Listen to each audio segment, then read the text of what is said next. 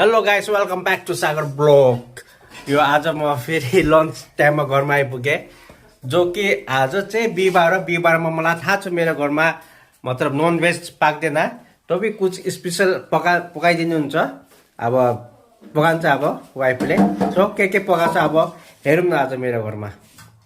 जो कि आज हाम्रो लन्चमा स्पेसल के छ भन्दाखेरि यता हेर्नु राइस, जो कि चावल अनि यो गुन्द्रुक बुट अनि के मिक्स गरेर चटनी बनाएको, पनिर अनि दाल, मतलब यस्तै अब लन्च नै निरामिष। आज बिहिबार यसै पनि हाम्रो घरमा आज ननभेज चल्दैन। अब आज चाहिँ हाम्रो मम्मीले पकाउनु भएको अरे स्पेसल, जो कि कस्तो पकाएको छ अब म टेस्ट गरेर भन्छु। मम्मीले स्पेसल पकाउनु भएको अरे पनिरको सब्जी मेरो लागि, जो कि अब म टेस्ट गर्छु कि अब खान्छु। अब ल अहिलेको लागि बाई बाई।